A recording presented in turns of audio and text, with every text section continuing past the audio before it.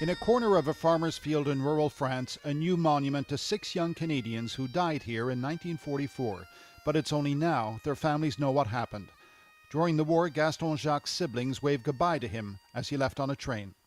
They were only about 8 years old at the time, 7 years old. And they waved to them. That was the last. The last you saw him. Yeah. The story began just before D-Day, the Canadian bomber crew's mission to drop leaflets over France to tell citizens the invasion was coming. But just outside the town of Say, their aircraft was shot down. The Germans put the unidentified bodies into a mass grave.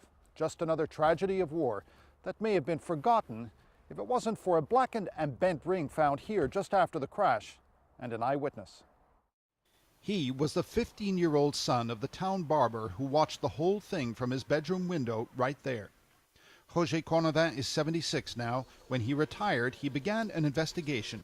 Who were those young men who died? Je trouvais anormal que des gens. I couldn't accept, he says, that people died for us anonymously, without explanation. A key clue was that ring.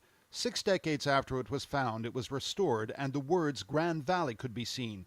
Grand Valley, Ontario also happens to be the birthplace of Gord Harris, a 22-year-old airman who with 5 others went missing in action in 1944. Mystery resolved.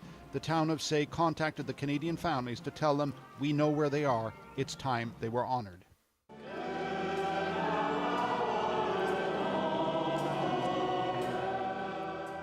In the Say Cathedral, a special mass for the 6 crew members and the ring, it was to be returned to Gord Harris's only brother Jim, but just 4 months ago he passed away.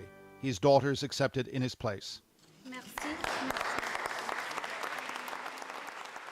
It did put some finality to it, that we can finally put closure. We know where he is and he's resting. I just cannot express. It's just been overwhelming.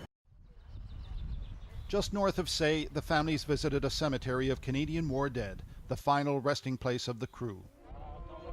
They're buried together, 6 young Canadians, fatalities of a war that ended 60 years ago.